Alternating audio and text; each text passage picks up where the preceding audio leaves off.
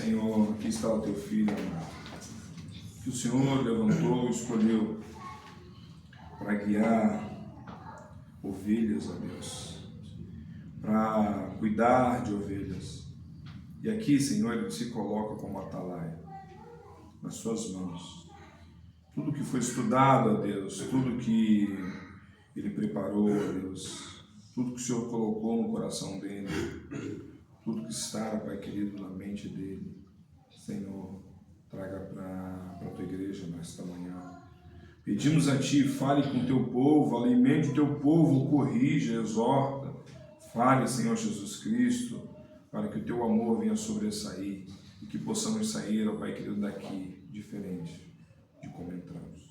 Alimentados, alegres em Ti, mas arrependidos pelos nossos pecados.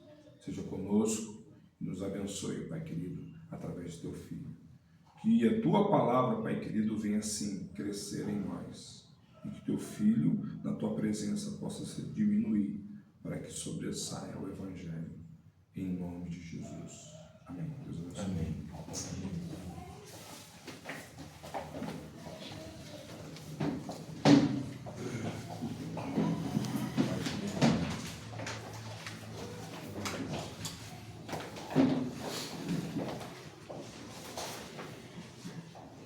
Aleluia. Bom dia, irmãos e irmãs. Mais um domingo para a gente pregar essa linda palavra do Senhor. A cada domingo que passa, a gente fica mais envolto nessa verdade, mais envolto em todas essas coisas que a gente tem aprendido aqui na igreja. Damos graças a Deus por isso. Estava ali cantando, teve um momento ali que eu estava só ouvindo os louvores, e como é gratificante, né? Você sentir a graça de Deus, sentir o amor de Deus, sentir algo que tantas pessoas aí fora querem sentir. Você está com os olhos abertos para a verdade, para a luz, isso é o que falta. E é interessante que o mundo aí fora, cada vez mais as pessoas veem trevas. Muitas vezes você vai falar assim, mas a iniquidade está aumentada, e parece que eles não se importam. Meus irmãos, quem já viveu no mundo, quem sabe, o prazer dessas coisas é momentâneo. É um prazer que assim que termina, você se vê isolado, você se vê em trevas, você se vê de uma forma que te desagrada. E logo depois que me converti, muitas vezes a gente ainda estava ali, colhendo ali a graça de Deus, e você reencontrava com alguns amigos e via às vezes eles em excesso, às vezes bebendo, fazendo coisas assim, e você olhava para aquilo e aquela felicidade deles, e minutos depois eles estavam imersos em tristeza, em trevas, em depressão, enquanto você permanecia alegre e em luz. E o mundo hoje tem sido assim. As pessoas têm adorado as coisas erradas, têm buscado as coisas erradas, têm visto as coisas erradas como certas. E quando a gente se depara com um texto desse, a gente para pensar o que verdadeiramente, qual é o sentido disso tudo? Qual é o sentido da vida? Qual é o sentido de todo esse universo, de todas essas pessoas, de toda essa maldade, de tudo isso? Porque nós sabemos que nós temos um Deus. Mas por que tudo isso acontece? Porque o universo tende, de uma certa forma, a gente olhar, não sei se você já se deparou e olhou para o céu assim, quando tudo está escuro, parece que o céu brilha mais. E quantas pessoas querem olhar para o alto e não conseguem? E o texto que a gente vai ler hoje é um texto que nos faz olhar para o alto, nos faz olhar para aquela dimensão e ver o quão pequeno nós somos. Tem um astrônomo que uma vez ele estava com a imagem de um telescópio que chegou ali em Júpiter e eles tiraram uma foto para ver onde estava a Terra. E a Terra parecia mais um grão de areia naquela foto. E você para pensar e você fala assim, pessoas se achando grande, pessoas se achando importante, e um pontinho naquele universo que Deus coloca em suas mãos.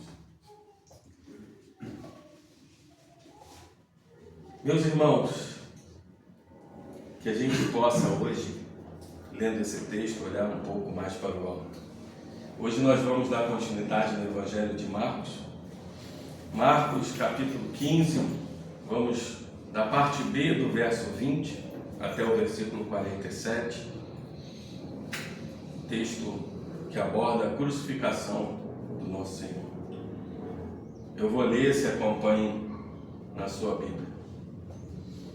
Assim diz a palavra do Senhor, a partir do verso 20b.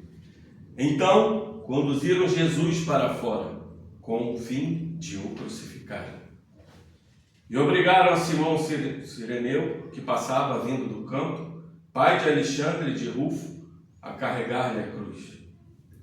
E levaram Jesus para o Gólgota, que quer dizer lugar da caveira. Deram-lhe a beber vinho com mirra, ele, porém, não tomou. Então o crucificaram e repartiram entre si as vestes dele, lançando-lhes sorte, para ver o que levaria cada um. Era a hora terceira quando o crucificaram. E por cima estava em epígrafe a sua acusação: o Rei dos Judeus. Com ele crucificaram 2 ladrões, um à sua direita, outro à sua esquerda. E cumpriu-se a escritura que diz: como malfeitores foram contados. Os que iam passando blasfemavam dele, meneando a cabeça e dizendo: ah, tu que destróis o santuário e em 3 dias o reedificas, salva-te a ti mesmo, descendo da cruz. Desse igual modo, os principais sacerdotes com escribas, escarnecendo entre si, diziam: salvou os outros, a si mesmo não pode salvar-se. Desça agora da cruz o Cristo, o Rei de Israel, para que vejamos e creiamos. Também os que ele foram crucificados o insultavam. Chegada a hora sexta, houve trevas sobre toda a terra até a hora nona. A hora nona clamou Jesus em alta voz: Eloi, Eloi, lama sabachthani, que quer dizer: Deus meu, por que me desamparaste? Alguns dos que estavam ali, ouvindo isto, diziam: vede, chama por Elias.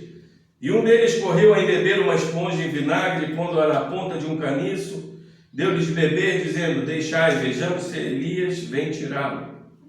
Mas Jesus, dando um grande brado, expirou. E o véu do santuário rasgou-se em 2 partes, de alto a baixo. O centurião que estava em frente dele, vendo que assim expirara, disse: verdadeiramente este homem era o Filho de Deus. Estavam também ali algumas mulheres observando de longe, entre elas Maria Madalena, Maria, mãe de Tiago, o menor, e de José e Salomé, as quais, quando Jesus estava na Galiléia, o acompanhavam e serviam. E além destas, muitas outras que haviam subido com ele para Jerusalém. Ao cair da tarde, por ser o dia da preparação, isto é, a véspera do sábado, vindo José de Arimateia, ilustre membro do Sinédrio, que também esperava o reino de Deus, dirigiu-se resolutamente a Pilatos e pediu o corpo de Jesus. Mas Pilatos admirou-se de que ele já tivesse morrido, e tendo chamado o centurião, perguntou-lhe se havia muito que morrera. Após certificar-se pela informação do comandante, cedeu o corpo a José. Este, baixando o corpo da cruz, envolveu-no em lençol que comprara e depositou num túmulo que tinha sido aberto numa rocha, e rolou uma pedra para a entrada do túmulo. Ora, Maria Madalena e Maria, mãe de José, observaram onde ele foi posto. Até aí. Meus irmãos, como a gente comentou aqui, nós vivemos um momento na humanidade que é um momento em que as trevas têm avançado. Mas as trevas sempre existiram.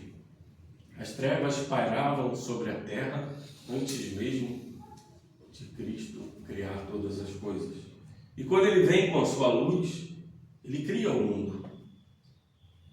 E nós vamos analisando a Bíblia, que a todo momento nós temos uma luz a seguir. Nós temos a palavra de Deus, nós temos aquilo que foi ensinado através de Deus, nós temos os mandamentos, mas do outro lado nós temos nossos corações também. Nós temos as nossas fraquezas, nós temos os nossos erros, e assim toda a história da humanidade ela é escrita. E esse texto, ela está no ponto-chave da história humana. Assim como foi dito, Jesus veio na plenitude dos tempos. Plenitude quer dizer, foi cheio, foi cumprido. Ele veio naquele momento que era o momento exato que precisava vir. Muitas vezes nós olhamos para as nossas épocas e dizemos assim: como está difícil viver. Talvez você não pense, mas Adão, Eva, Sete, Enos, Matusalém, Noé, Abraão, Isaac, Jacó, José, Davi, Isaías, Elias, João Batista, tantos pensaram da mesma forma. Mas por que nós pensamos assim? Porque existe as trevas e existe a luz. Mas o nosso coração é enganoso e a todo momento vai buscando o caminho que são caminhos de morte. E sabendo disso tudo, o nosso Cordeiro Santo teve que descer de sua glória para vir trazer luz ao mundo. Porque muitas vezes o problema não é você ter luz e trevas, porque o ser humano ele anda em trevas e muitas vezes ele olha para a luz e ele melhora, mas o ponto principal é saber qual é a esperança. Hoje o que existe na humanidade é uma crise de esperança. Muitas pessoas olham para as situações das nações, assim como nós olhamos para a nossa. Muitas pessoas olham para a perseguição religiosa. Muitas pessoas olham para a criminalidade aumentando. Muitas pessoas olham para governos ímpios e iníquos e dizem: qual é a esperança? Porque a gente toma caminhos que são caminhos de trevas. Esse texto ele tem algumas coisas interessantes que eu quero abordar rapidamente com vocês, para que a gente possa chegar na essência do texto. O interessante é que depois do julgamento no Sinédrio, depois do julgamento de Pilatos, a todo momento o julgamento do Sinédrio foi durante a noite, durante a madrugada, num período de trevas, inclusive que Pedro nega. Inclusive que aqueles que zombavam no Sinédrio, os soldados também zombavam, cuspiam, escarneciam dele, e Pedro ainda nega ele. E depois ele passa para o julgamento de Pilatos, em que a humanidade mostra a sua total depravação em querer crucificar um injusto. A humanidade escolhe a iniquidade em vez de escolher a santidade. A humanidade escolhe a injustiça em vez de escolher a justiça. A humanidade escolhe a contaminação em vez de escolher a pureza. E não critiquemos aqueles que julgaram Cristo, porque os nossos corações são assim. Infelizmente, meus irmãos e irmãs, sem a luz, todos nós permanecemos em trevas. E eles levam Jesus para fora. Esse ato de levar para fora, para o judeu significava, ele está sendo levado para fora da aliança. Por isso é que que todos os sepultamentos, todas as crucificações, todas as punições eram feitas fora da cidade. É como se você estivesse dizendo: esse aqui é um condenado, e ele não faz parte da nossa aliança com Deus, ele tem que ser levado para fora.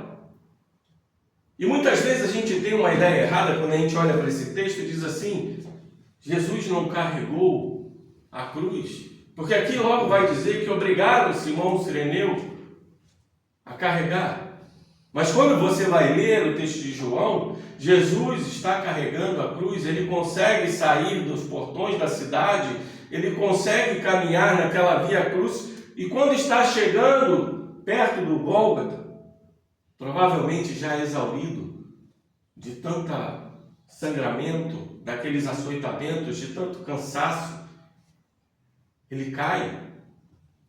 E aqueles soldados romanos tinham a prerrogativa de pegar qualquer pessoa e dizer assim: carregue essa cruz, porque eles tinham poder civil sobre aqueles judeus também. E o interessante é que escolhe um homem de uma cidade de Cirene, que vinha do campo, ou provavelmente estava chegando atrasado para a festa da Páscoa. E aqui Marcos coloca 3 nomes: Simão de Cireneu, pai de Alexandre de Rufo, a carregar-lhe a cruz. Então, às vezes a gente não entende quem é Alexandre e quem é Rufo, mas aquelas pessoas que leram esse evangelho no primeiro século, em Roma, sabiam quem era Alexandre e Rufo, porque Paulo, em Romanos 16:13, vai dizer: Rufo, que era de uma igreja de Roma, esse mesmo Rufo. Provavelmente, todo esse escopo fez com que Simão olhasse para a cruz, olhasse para isso tudo e se convertesse, e seus filhos seguiram também o caminho do discipulado da cruz. E quando Marcos está dizendo pai de Alexandre de Rufo, ele está dizendo para essa igreja de Roma: olha, esses 2 que estão com vocês na igreja, o pai deles carregou a cruz do nosso Senhor. E o interessante é que esse homem se chama Simão. Tempos antes, um outro Simão, que era seu discípulo, negou. E agora é um Simão que não conhecia Cristo, age como um discípulo e carrega a cruz do Senhor. E eles levaram a cruz para o Gólgota. O Gólgota, também chamado lugar da caveira.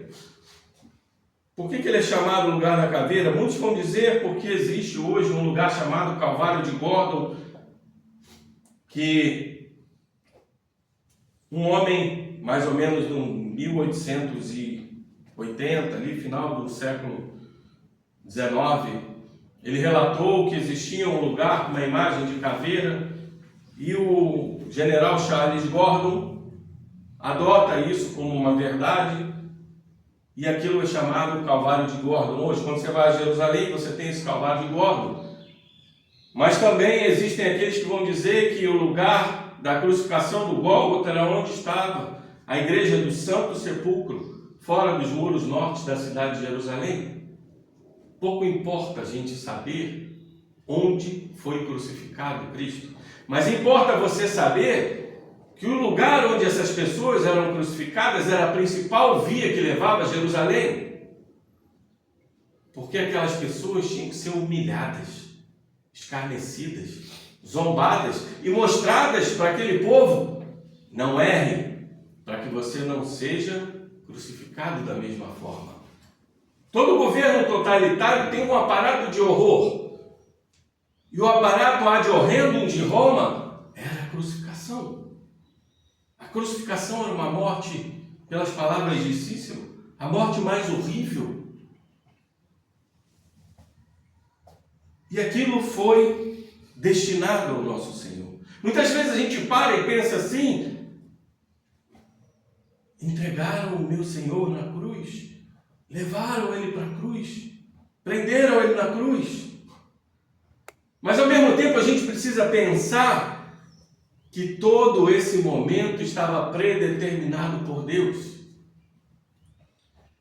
Um outro ponto que muitas vezes a gente erra quando lê a Bíblia eu mesmo já cometi esse erro, é achar que Satanás, desde o princípio, está tentando evitar de que Cristo vá para a cruz. Não.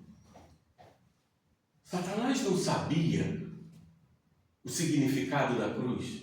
Meus irmãos, o Evangelho, a morte na cruz, a graça de Deus é algo tão maravilhoso que a gente não consegue, nem os anjos poderiam imaginar um plano de redenção tão lindo. Ainda mais um anjo que vivia em trevas. Pensar numa graça tamanha na cruz. Satanás não sabia, tanto não sabia, que ele entra em Judas para entregar Cristo para as autoridades para ser morto. O que Satanás devia pensar assim: esse é um novo Moisés, que quer conduzir o povo na palavra, que quer fazer com que o povo ande em santidade, que quer fazer com que o povo caminhe ao lado de Deus, mas eu não quero. Eu vou levar ele para a morte para acabar com essa história. Satanás não sabia o que viria nessa crucificação. Nem nós poderíamos saber. Quanto mais os discípulos. Damos graças a Deus porque a luz do Espírito Santo hoje nos ilumina e podemos ver não a profundidade, mas a beleza da graça de Deus. E é interessante que todas aquelas acusações que foram feitas no Sinédrio, as acusações que foram feitas diante de Pilatos, em que ele dizia: és o Filho de Deus, és o Messias, és o sacerdote. E aquela cruz é colocada a epígrafe: Rei dos Judeus, em latim, em aramaico e em grego. Nas três línguas que dominavam o mundo civil, o mundo religioso e o mundo por todas as outras partes, para que ficasse conhecido que verdadeiramente aquelas profecias ditas pelas bocas dos ímpios se transformassem em verdade na cruz. E o interessante é que Jesus vai cumprindo as profecias. E ele foi crucificado com dois ladrões, um à sua direita e outro à sua esquerda. E cumpriu-se a Escritura, como foi dito. Ele foi contado entre os malfeitores. Talvez esses dois ladrões fossem amigos de Barrabás, porque a palavra aqui que é dita, ladrões, lestes em grego, é uma palavra também usada para revolucionários. E a gente sabia que Barrabás era um revolucionário também. Talvez Barrabás era para ser crucificado com esses dois homens, mas Jesus foi crucificado no lugar de Barrabás. E os que iam passando por ali, aí nós vemos sequências de blasfêmias contra Jesus. Primeiro do povo, aquele povo que assistiu o julgamento no Sinédrio, meneando a cabeça e diz assim: você não disse que destruiria o santuário e reconstruiria em 3 dias? Edificas, salva-te a ti mesmo. Depois vem a zombaria dos próprios líderes, escribas, sacerdotes. Olha, salvou os outros. Talvez falando da ressuscitação de Lázaro, talvez falando da ressuscitação da filha de Jairo, talvez falando de tantos milagres e curas. Não pode salvar-se? Desça agora da cruz, Rei de Israel, Messias, para que a gente creia. Só que eles não entendiam que a fé não é resultado de ver. O ver é que nos traz a fé. E para ver é preciso receber. O que eles não estavam recebendo é que a verdade estava diante deles e eles preferiram a mentira. E o mais interessante, que aqueles que estavam com ele na cruz ainda também zombavam. Então nós temos a zombaria do povo, nós temos a zombaria dos líderes religiosos e nós temos a zombaria até dos ladrões. Isso quer dizer para nós o quê? Toda a humanidade zombou de Cristo. Todos nós zombamos de Cristo. Parece que não, meus irmãos. Porque muitas vezes a gente acha que a gente é santo. A gente acha que a gente é puro. E a gente só consegue enxergar as trevas quando a gente tem um pouco de luz. Quem já viveu em trevas densas, quem já viveu mais que um período de 24 horas sem luz do dia, existem relatos de pessoas que vão para o Polo Sul. Tem uma história de um navio, Endurance, que em 1914 eles queriam atravessar o Polo Sul, e quando eles estavam atravessando, o barco quebrou e ficou ali, e no princípio ali do inverno, e eles tiveram que ficar ali. E aqueles homens relatam que o que mais angustiava eles não era a dificuldade de se alimentar, achar alimento, que era muito difícil, não era o frio extremo do inverno, que também era muito difícil, mas as trevas que existiam lá. Porque naquela região, de meados de maio até o final de julho, não há luz. Não há 1 minuto de luz do sol. Você imagina um lugar que você não consegue enxergar um palmo na sua frente. Você não sabe se tem um animal do seu lado, você não sabe se a pessoa que está do seu lado é seu amigo ou seu inimigo. Trevas densas. E muitas pessoas hoje vivem nessas trevas densas. Vivem nesse lugar de trevas. E nós olhamos para essa situação e vemos a sequência do texto, como vai esclarecendo, porque diz assim: chegada a hora sexta, houve trevas sobre toda a terra até a hora nona. Alguns teólogos, alguns críticos, algumas pessoas vão dizer: aconteceu um eclipse. A NASA recentemente quis provar que aconteceu verdadeiramente um eclipse nessa época. Mas, meus irmãos, o eclipse solar, ele acontece por minutos. Ele não acontece por 3 horas. E outra coisa, toda a Páscoa era celebrada numa lua cheia. Em lua cheia não há eclipse. E aí eles foram dizer que poderia ser uma tempestade de areia. Densas trevas por uma tempestade de areia. Só que era primavera, época de chuva, não tem tempestade de areia. As trevas na Bíblia demonstram o que para nós? Demonstram a maldade, a impiedade, a iniquidade do ser humano, o juízo de Deus. Quantas vezes nós vemos falando sobre o juízo de Deus? Quantos textos da Bíblia? Amós, Ezequiel, Isaías, clamando para que saíssem das trevas. Porque o juízo de Deus, ele é demonstrado nas trevas. E quando as trevas descem sobre aquela região, é como se Deus estivesse dizendo assim: olha, a maldade de vocês, olha o juízo de Deus vindo sobre vocês, olha o que eu quero representar a esta, não só a esta nação, mas a todo mundo. E Jesus dá um brado, clamando: Deus meu, por que me desamparaste?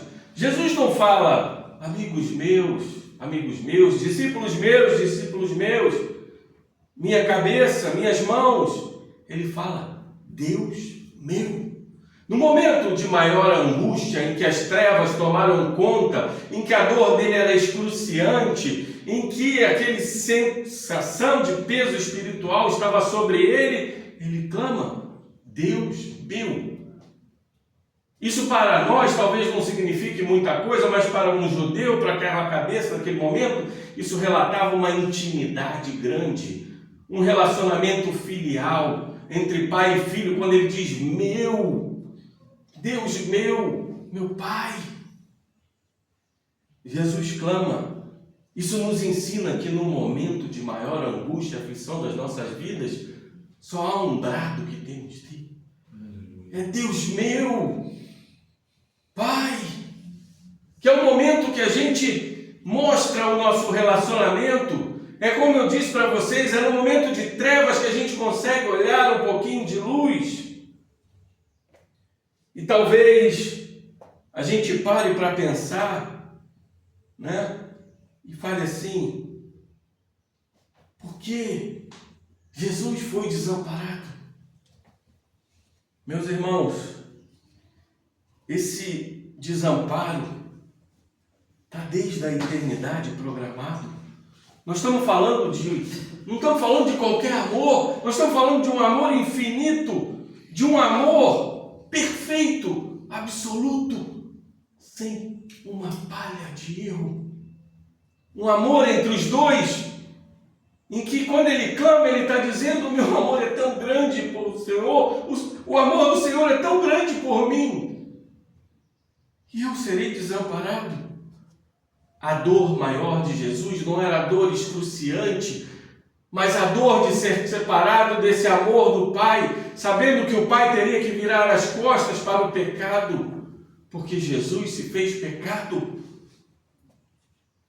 E meus irmãos, o primeiro ponto que eu quero tratar com vocês é que Jesus foi desamparado para que nós nunca fôssemos desamparados por Deus, para que nós nunca tivéssemos que ser desamparados. Como eu falei de trevas aqui, as trevas, na verdade, ela faz com que a gente perca a própria identidade, porque muitas vezes nós não enxergamos a nós mesmos, nós não vimos luz nenhuma. E a humanidade hoje está imersa em trevas porque ela não tem direção, ela não consegue enxergar nada de luz. A Bíblia às vezes compara Deus ao sol. O sol nos mostra a beleza do que há à frente. Mas o sol também nos traz vida. E as pessoas que estão hoje longe de Deus, elas não enxergam um palmo na própria frente. E elas não têm vida, porque estão em trevas. E as trevas desintegram, faz a gente perder a nossa identidade. A gente não sabe mais quem a gente é. A gente não sabe qual é a fisionomia da gente. A gente não sabe o que a gente faz, o que a gente caminha, o que a gente vai fazer. E essas trevas que a humanidade se encontra.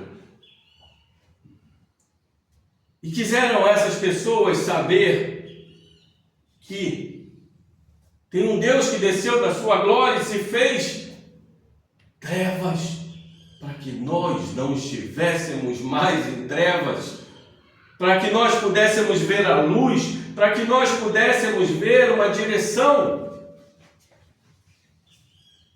Muitas vezes, meu irmão, quando eu falei de desintegração, perda de identidade, quando a gente perde a nossa identidade, muitas pessoas aí fora estão sem identidade, não sabem. Sabe por quê? Qualquer coisa que a gente ame mais do que Deus, seja o filho, seja o trabalho, seja seu casamento, seja a esposa, seja o dinheiro, qualquer coisa acima de Deus, faz com que a gente se desintegre, faz com que a gente perca a nossa identidade, porque nós somos imagem e semelhança de Deus, criados para alegrar-se em Deus, criados para glorificar a Deus. E quando a gente perde toda essa direção, quando a gente coloca todas as nossas forças em algo ou alguém, nós perdemos a nossa identidade. E essa perda de identidade, a gente fica tão envolvido nessas coisas que a gente quer ser aprovado ou a gente quer avaliar o nosso desempenho. Quando nós colocamos a nossa vida nessa aprovação ou no nosso desempenho, nós estamos desintegrados. E a cruz, meus irmãos, faz-nos enxergar essa desintegração. Porque se você tem um problema, se você olha para as trevas que te envolvem, você precisa ter um ponto de luz. Tem um ponto interessante.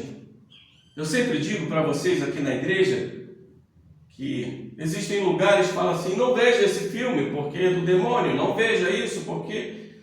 Mas tudo depende da forma que você olha. É claro que eu não vou ver um filme de terror que não tem nada a me acrescentar, mas às vezes um livro de fantasia, um livro de história, muitas vezes a verdade ela vem até na boca de um ímpio. E vendo aquela trilogia do Senhor dos Anéis, em que o escritor dela, Tolkien, era cristão, tem um momento, no final do terceiro livro, e outro momento, no meio do segundo livro, em que Sam, que era o rapaz que andava do lado do Frodo, que carregava o anel, uma hora que o Frodo começa a cair, começa a se desesperar. E aí ele fala, a ponto de desistir, ele fala para ele: Senhor Frodo, sabe por quê? Eu estava olhando aqui para essas coisas e vi que a gente está imerso em trevas, a gente está imerso no mundo mal, a gente está imerso... Mas se você olhar para todas as histórias de heróis, todos eles têm um ponto em comum: eles não desistiram. Por mais que não olhassem para nada, por mais que tivessem imersos em dores, em trevas, em dificuldades, eles não desistiram, porque há esperança. Uma única fagulha que seja de esperança faz a gente enxergar o quanto Deus é bom. E ele, em outra parte daquele universo imerso naquela escuridão, ele olha para uma luzinha de uma estrela e ele vê beleza naquilo.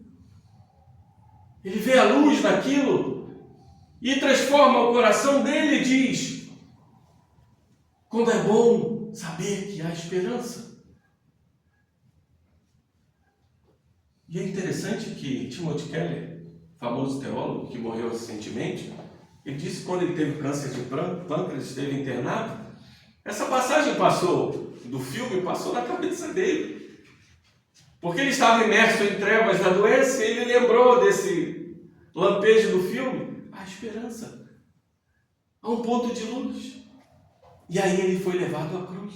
Então quando eu digo para você, olhe para o filme, mas olhe para a cruz. Porque muitas vezes a gente está imerso em trevas, mas a gente olha para a cruz. E Jesus dá um grande brado. Aqueles homens tentam colocar uma esponja de vinagre. Alguns vão dizer que ele estava chamando Elias, porque ali a palavra, aqui em Marcos ele coloca Eloi, Eloi. Lá em Mateus ele descreve Eli, Eli, que é a mesma palavra para Elias. Um está falando em aramaico, outro está falando em hebraico. É a mesma coisa. Mas aqueles homens achavam porque Elias voltaria, segundo as profecias de Malaquias 4:5. Elias voltaria. E eles estavam esperando: será que Elias vai vir? Se ele for um homem de Deus, vai vir. Dá um pouquinho de vinagre ali para ele, para sustentar essa dor dele, para ver se Elias aparece. Mas Jesus não aceita. Cumprindo mais uma profecia, puseram fel na minha comida e deram-me vinagre. Salmo 69, 21. E o centurião, quando vê aquele brado, ele diz: verdadeiramente este é o Filho de Deus. Olha que interessante.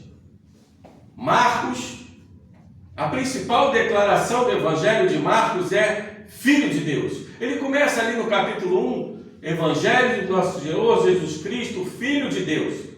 Mas a todo momento na história, Jesus foi chamado de o Cristo, Jesus foi chamado de o Rei, Jesus foi chamado de outras coisas, mas nunca de Filho de Deus. E agora, O primeiro homem a chamar Jesus de Filho de Deus e pela fé é um centurião romano, um homem que vivia na brutalidade, que estava acostumado a crucificar, a matar, a quebrar as pernas, a ver aquilo tudo. E talvez a gente não entenda e pense assim: como pode aquele homem mal olhar? Só tem uma explicação: o comportamento de Cristo, a ternura de Cristo, as frases de Cristo, dizer: Pai, perdoa porque eles não sabem o que fazem. Diante de todo aquele horror, diante de toda aquela crucificação, o centurião, ali era o líder daquele destacamento da crucificação, ele vinha acompanhando desde lá o sinédrio, para chegar na cruz e ver aquele homem mudo, calado, como uma ovelha, tendo um comportamento íntegro, puro, santo, diante de todos. E aquilo deve ter movido, porque aquele homem que viu milhares de crucificações, deve ter movido o coração dele quando ele viu aquelas trevas, e ele viu também a cortina se rasgar do templo. Ele fala: verdadeiramente és o Filho de Deus. Alguns vão dizer que ele está falando um Filho de Deus, porque os imperadores também eram chamados de filhos de Deus. A moeda dessa época estava Tibério César, filho do divino Augusto. Os imperadores eram vistos como filhos de Deus. Mas pare para pensar uma coisa: essa hipótese não pode ser verdadeira, porque nenhum filho de Deus, honorário, um herói, um imperador, ou quem quer que seja, um filósofo, ele seria crucificado e morto como um condenado.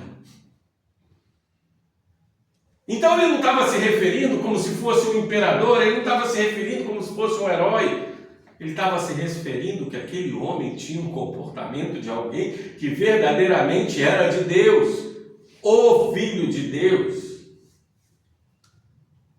E muitas vezes, meus irmãos, a gente tem que sofrer calado, mudo, porque o nosso comportamento diante das trevas ao nosso redor, diante da difamação, diante do vilipêndio, diante de qualquer coisa que é feito contra nós, quando o nosso coração está cheio de amor, e quando a gente não transporta para nós somente o problema, quando nós não estamos com a visão desintegrada de olhar só para dentro de nós, e nós olhamos para essa cruz, nós falamos assim: meu sofrimento nunca será maior do que o sofrimento do meu Senhor.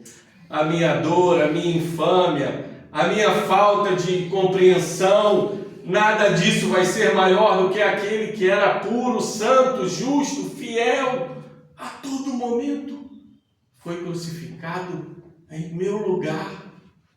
Quem sou eu para não sofrer? Quem sou eu para não ser difamado, vilipendiado, até cuspido ou torturado? Porque aquele que não merecia tomou o meu lugar, o seu lugar. Que essa desintegração desapareça dos nossos olhos, porque muitas vezes, meus irmãos, nós temos que entender que ele se fez trevas para que a gente visse a luz.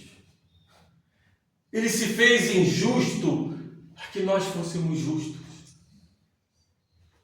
Ele se fez contaminado para que nós pudéssemos ser vistos como puros. Ele se fez como um cordeiro de sacrifício para que nós não fôssemos sacrificados. Ele se fez desamparado para que nós não fôssemos feitos desamparados. Ele se fez injustiça para que nós não sofrêssemos a justiça de Deus. É verdade que o Filho de Deus foi crucificado. É verdade que ele morreu. Porque muitos vão dizer: Jesus não devia ter morrido. E ele foi desmaiado para o sepulcro e foi levantado. Mas o texto não deixa dúvida, porque diz assim, que o próprio Pilatos se admirou dele já haver morrido. Por que isso, meus irmãos? Porque a morte na cruz demorava às vezes dias, no mínimo 2 dias, para morrerem. Aquilo era uma morte, às vezes, por asfixia excruciante, às vezes por hemorragia, se as mãos fossem pregadas, muitas vezes pelo cansaço extremo, muitas vezes pela própria asfixia que tinha, ou a gangrena dos membros que eram amarrados com cordas também. Demorava dias. E aqueles homens eram deixados ali. Isso era uma das razões também que era chamado lugar da caveira, porque ali aqueles corpos se desintegravam, fediam, e ficavam somente os ossos, e as aves vinham comer. Mas Pilatos, ele já morreu? E chama o centurião, confirma para mim. E ele confirma. E José de Arimateia, que também era um membro honorário do Sinédrio, confirma. José de Arimateia sabia como reconhecer. Ele vivia também em sepultamento dos judeus. Então, o nosso Senhor morreu. Mas ele morreu para que nós pudéssemos ter vida. Ele se desintegrou para que a gente pudesse ver a luz. Ele perdeu a sua identidade para que nós tivéssemos uma identidade. Ele sofreu todas essas coisas para que nós não sofrêssemos nada do que nos era imputado. E nós muitas vezes, egoístas, egocêntricos, olhamos para o nosso coração e sofremos. É duro sofrer, é duro. Eu não estou dizendo aqui que a gente não deva se lamentar, não estou dizendo que a gente não deva chorar, não estou dizendo que a gente não deva muitas vezes reclamar, porque nós somos humanos e o nosso sumo sacerdote entende todas essas coisas, as nossas dores, porque ele passou todas as coisas. Ele é um sumo sacerdote que entende as nossas vidas. Mas, meus irmãos, o que eu quero mostrar para vocês é que há esperança, porque há uma cruz de vitória. E quando eu falei para vocês que há beleza na escuridão, assim como Tim Keller viu na sua doença, assim como o Sam, um personagem fictício, viu naquele filme, há uma beleza nessa escuridão que a gente vive hoje. Há uma beleza que essa obra linda da cruz, assim como disse Albert Camus, e Deus homem também sofre com resignação. Ele também é massacrado e morre. A noite no Gólgota somente tem tamanho significado para o ser humano, porque em sua escuridão, Deus visivelmente renuncia a todos os privilégios que são seus por direito e enfrenta até o fim a angústia da morte, inclusive as profundezas do desespero. Jesus não somente morreu como a gente deveria ter morrido, mas ele viveu como a gente precisaria viver. Ele cumpriu tanto a justiça, obedecendo passivamente em submissão ao Pai, mas obedecendo também ativamente toda a lei de Deus e cumprindo a justiça de Deus. É por isso que a cruz é a maior obra de amor e justiça que existe. Não há um julgamento no mundo que seja maior do que esse julgamento. Não há amor maior no mundo que seja maior do que esse amor. E quando a gente começa a olhar para isso, falar assim: Senhor, eu sou injustiçado, mas Tu és, e Tu foste muito mais do que eu, porque eu mereço cada coisa que passo, mas o Senhor não merecia nada. Quando a gente fala assim: Senhor, eu sinto tanta falta de amor, olhe para o amor verdadeiro, olhe para aquele que a todo momento, desde lá da glória junto com o Pai, até esse momento sublime da cruz, Ele nunca te desamparou, Ele sempre olhou para você, mesmo quando você ainda era informe, ou quando não estava formado, Ele já olhava eu te amo. Essa é a obra da cruz. E o mais interessante é que desde o princípio essa batalha jurídica acontecia e a gente não tinha noção. Nem Satanás tinha. Porque quando ele ouve a profecia em Gênesis 3,15, que ele morderia o calcanhar do filho da mulher, mas teria a cabeça esmagada, ele não sabia o que era a cabeça esmagada. Porque quando Satanás está ali, naquele momento, vendo a crucificação, com aqueles homens zombando e ele insultando, através daqueles homens, em que Cristo está sendo despojado, recebendo toda a punição que a gente merecia, ele não tinha ideia de que também ele seria despojado. Porque quando Cristo morre, e quando ele paga todo aquele pecado, e ele ressuscita, ele ascende em glória, Satanás ali é expulso do céu. Muitas vezes as pessoas vão dizer, Satanás caiu do céu e foi expulso do céu lá, antes da criação. Não. Satanás tinha prerrogativa porque no livro de Jó ele sobe com seus anjos para falar com Deus. Eu vou tocar no seu servo. Satanás tinha a posição de acusador no céu. E sabe qual era a prerrogativa dele? Era a justiça de Deus. Olha aí, todos esses homens que você chama de santos são pecadores porque não cumprem a sua lei. Ele tinha a posição de acusador diante do juiz supremo e não tinha nenhum advogado que nos defendesse, que não defendesse Elias, Isaías, ninguém. Apesar de Deus falar de Jó, homem íntegro, olhe para ele. Mas nós não tínhamos esse defensor. A batalha jurídica estava ali, em que só o promotor acusava.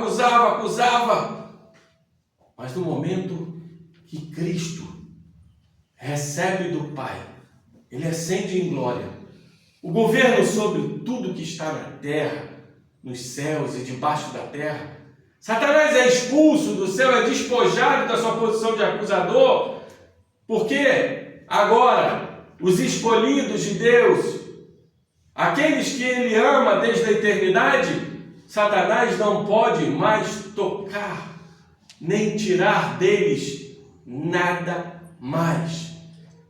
É por isso que o apóstolo Paulo vai dizer assim, nem a fome, nem a nudez, nem a espada, nem qualquer dor, nem principado, nem potestade, nada pode tirar mais esse amor, porque já foi conquistado. Agora o nosso advogado fiel está lá em cima, e quando Satanás tenta atentar algo contra nós, a gente olha para a cruz e diz, ele morreu por mim. Aleluia. Ele morreu, a justiça foi cumprida, e nada pode separar esse amor. E a ira dele hoje é tão grande que ele quer fazer, principalmente o que nas igrejas? Que você não entenda isso. Muitas vezes homens estão pregando que se perde a salvação. Homens estão pregando que você está entre a ira de Deus e o amor de Deus. Homens estão pregando que você se perde. Meus irmãos, o que foi conquistado, está conquistado. Por isso Cristo na cruz falou assim, está consumado. Ele não falou está consumado porque terminou a obra da cruz. Ele falou está consumado porque diz assim, agora ninguém mais toca nas minhas ovelhas, porque eu conquistei na cruz, e eu recebi diante do meu Pai todas essas coisas, toda a criação está na minha mão. Aqueles que não estão em Cristo, esses estão entregues na mão do acusador, e ele está irado, e ele quer cada vez mais agir, porque ele sabe que ele já está despojado. No Apocalipse, que todos nós temos medo daquela batalha, não há batalha, meus irmãos. A batalha verdadeira, ela foi vencida na cruz. Quando Cristo vier agora, vai ser somente para levar os demônios e aqueles que se contrariam à vontade de Deus para o lago de fogo, porque já está consumado. Quando a gente lê o Apocalipse com responsabilidade, a gente vê o quão grande é essa obra de Deus, o quão grande Deus fez na cruz. Por isso é que Paulo falou a plenitude dos tempos. Por isso é que todos diziam grande dia do Senhor. Esse grande dia do Senhor, ele foi conquistado na cruz. E tudo que acontece agora já é a última era. Nós já vivemos a última era, que é a era do Espírito Santo. E por que nós temos o Espírito Santo? Porque a cortina se rasgou de alto a baixo. E ali, ele está dizendo, não só para aquele centurião, para Caifás, para Anás, para todos aqueles que zombavam dele, mas ele está dizendo para todos nós, o acesso a Deus está aberto. O Santo dos Santos se abriu para aqueles que querem buscar o Santo Deus e receber essa justiça e receber esse amor e ouvir do próprio ouvido a palavra de Deus dizendo assim, está consumado. Você está salvo em Cristo Jesus.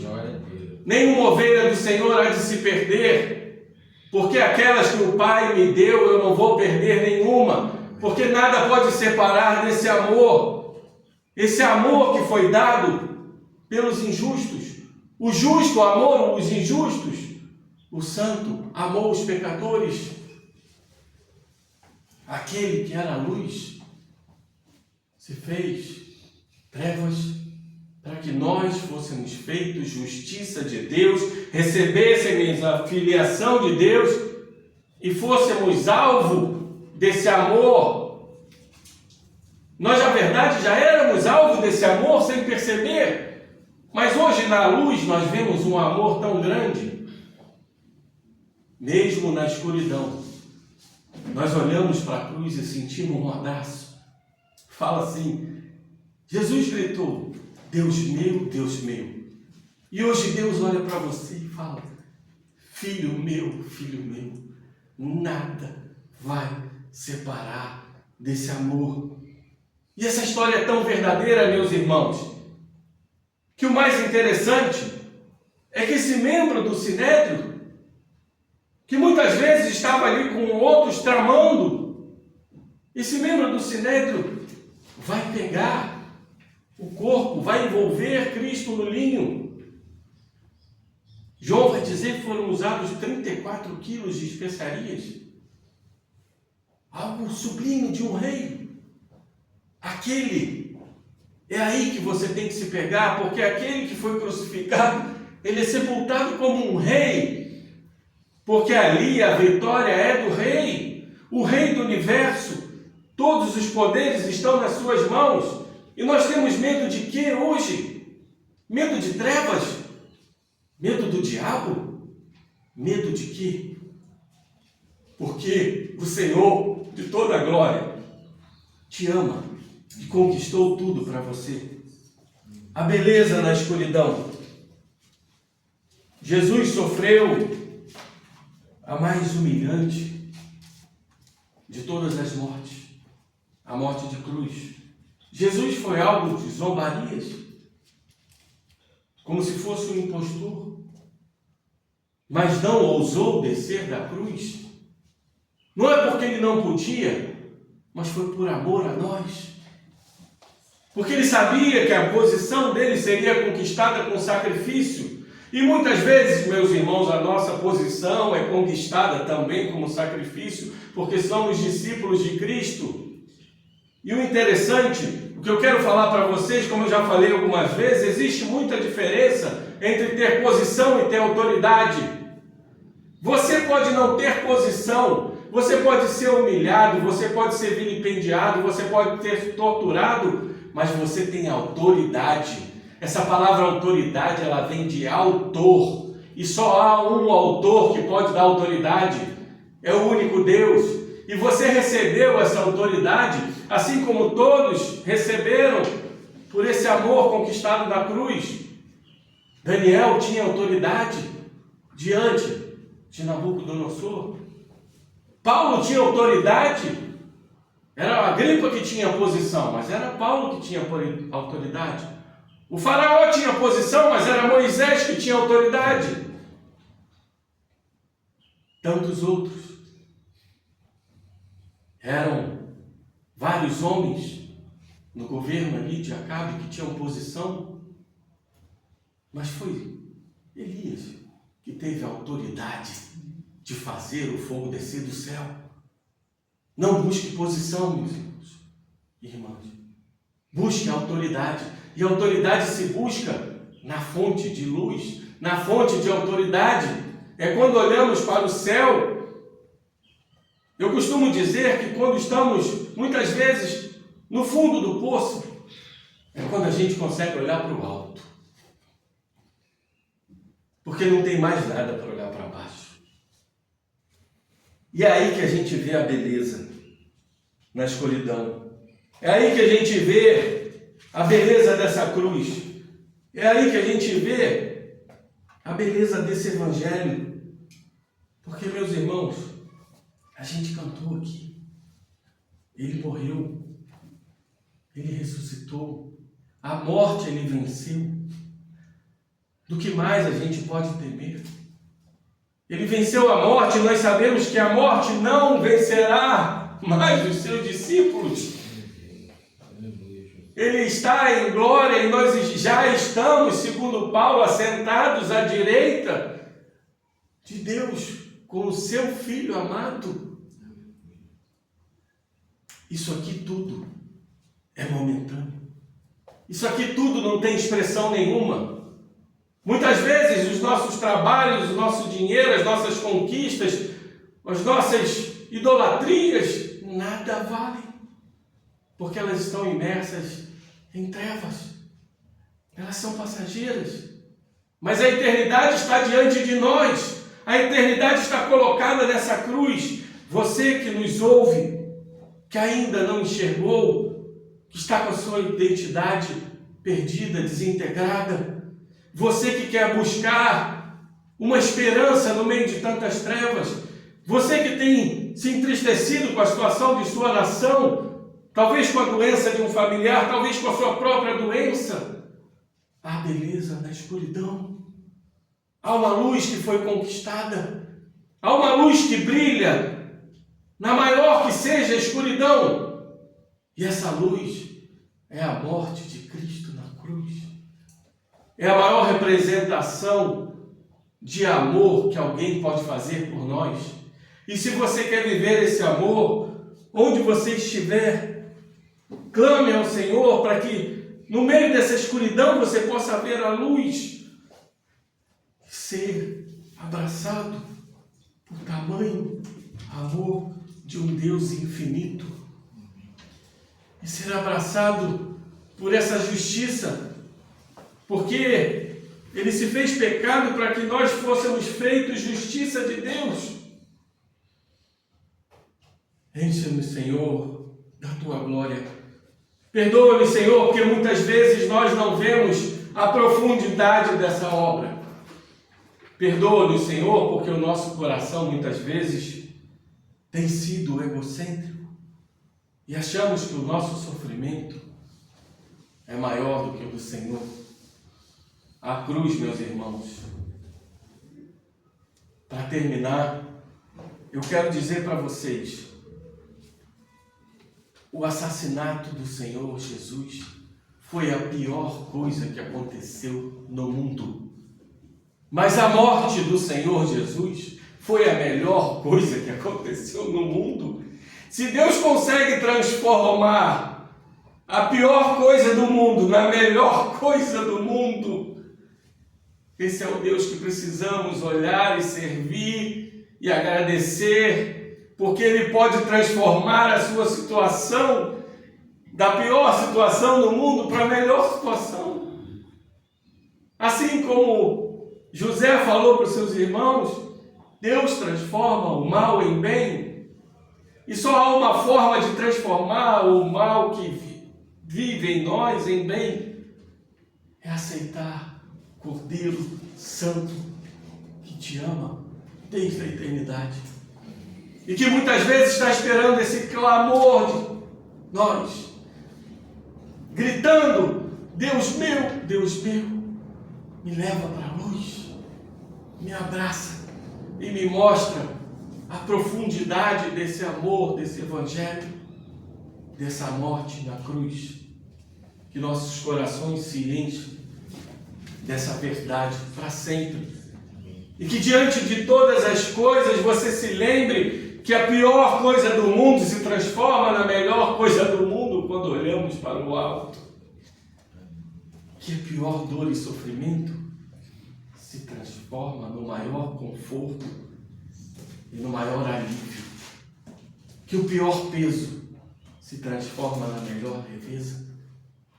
Porque nós, verdadeiramente, temos o Rei do Universo nos servindo e nos amando eternamente. Por essa vitória conquistada na cruz do Calvário.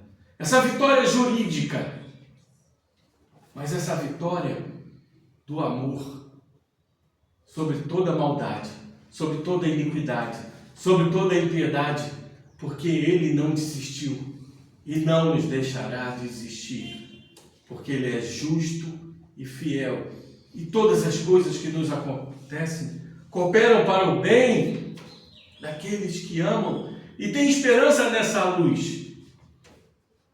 Na maior frase dita por um homem na terra: está consumado. A cruz é a nossa vitória. A cruz é a vitória de Deus sobre todo o mal. A cruz é a vitória de nossas vidas. Aleluia. Deus seja louvado. Glória a Deus. Amém. Louvado seja o nome do Senhor. Senhor, Pai, perdoa-nos porque não vemos a profundidade disso.